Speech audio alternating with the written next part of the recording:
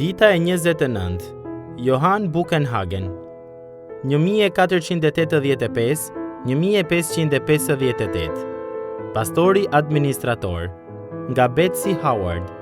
Tabloja Der Weinberg des Herrn, Vreshti i Zotit, 1569, e Lukas Kranaki Riu, e cila gjendet në kishën e Shën Maris në Wittenberg të Gjermanisë, paraqet reformatorët e Wittenbergut, duke punuar krah për krah si bujq në një kodrin, duke u kujdesur për hardhit e reja dhe duke mbledhur të korrat.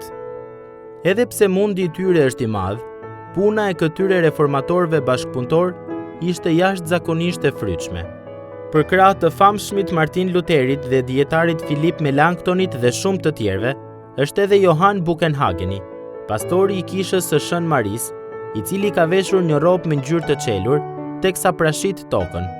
Edhe pse jo aq i famshëm apo i frytshëm sa Lutheri dhe Melanchthoni, Buchenhageni punoi me zell për krah tyre, si në kishën e Shën Maris, ashtu edhe më vonë në Universitetin e Wittenbergut. Reformatori i katërfisht.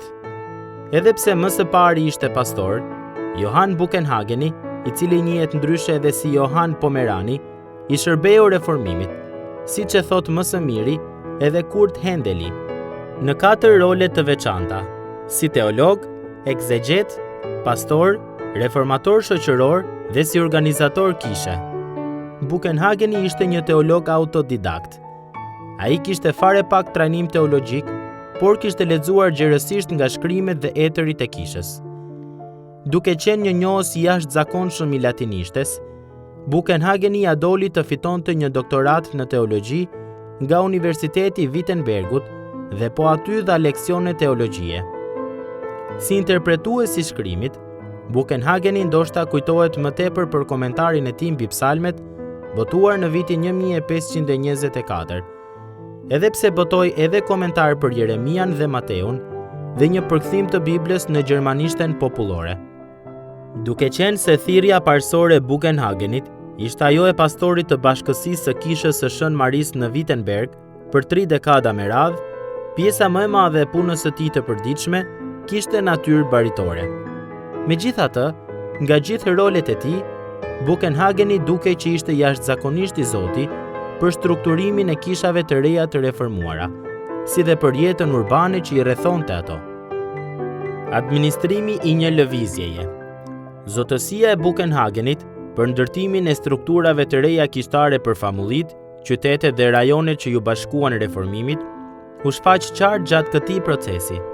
Walter Ruciosi e përshkruan punën administrative të Buchenhagenit si një prej 2 dhuntive të tij të veçanta.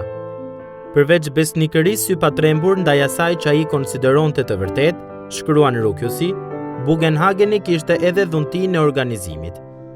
Buchenhageni e përdori dhuntinë e tij të organizimit për të krijuar struktura të jashtëzakonshme qeverisëse dhe shoqërore për komunitetet e reja të reformimit. Në mënyrë të veçantë, libri i tij, Kirchenordnungen, apo organizimi i kishës, shtjellon ndërvarësinë mes autoriteteve politike dhe kishave lokale, si dhe organizimin brenda kishave individuale. Aftësia për t'i ndarë dhe modifikuar në mënyrë të frytshme këto struktura shoqërore dhe kishtare ishte çelësi i përhapjes së shpejtë të reformimit, më së pari në Gjermani dhe pastaj në Skandinavi. Si një njeri i dhënë pas teologjisë dhe me aftësi të jashtëzakonshme organizative, Buchenhageni i shërbeu reformimit në mënyrën më domethënëse përmes strukturave shumë praktike që ai shpiku dhe solli në jetë.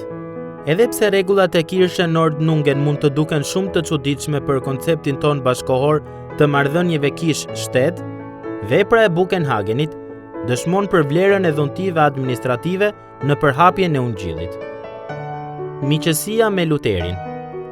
Pavarësisht nga shkrimet e shumta, udhëtimet e shpeshta dhe nga vepra e vazhdueshme organizatuese dhe skicuese, Buchenhageni ruajti një marrëdhënie të ngushtë me reformatorët e Wittenbergut si miku dhe pastori i tyre. Ai ishte veçanërisht i afërt me Lutherin. Buchenhageni martoi Lutherin me Katerina von Borën, pagzoi fëmijët e tyre dhe shërbeu si rrëfyesi i Lutherit.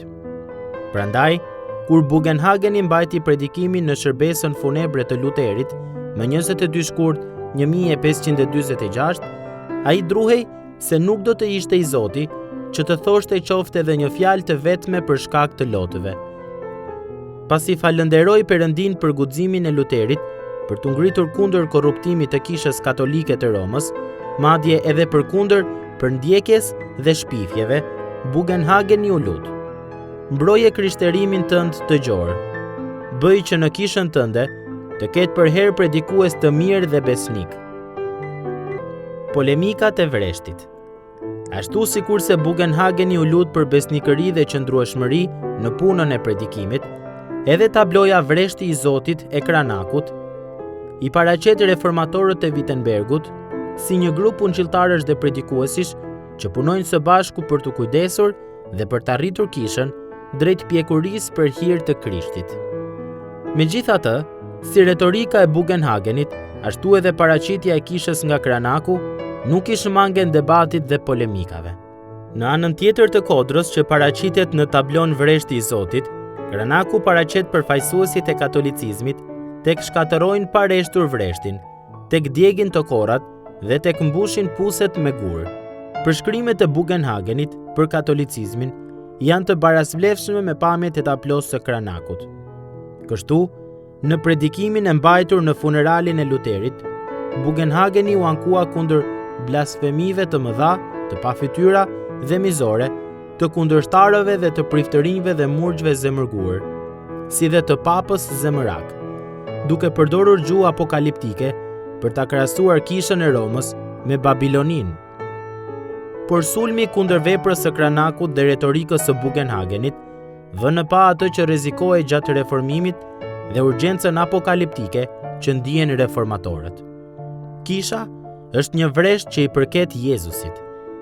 Sikur Krishti të kthehej i papritur për të sjellë kështu fundin e kohërave, një ngjarje për të cilën ai ishte i bindur që do të ndodhte së shpejti, Bugenhageni donte me çdo kusht që kur kjo të ndodhte, Zoti vetë agjente në vreshtin e Zotit, duke punuar për krah shokëve të tij të Wittenbergut.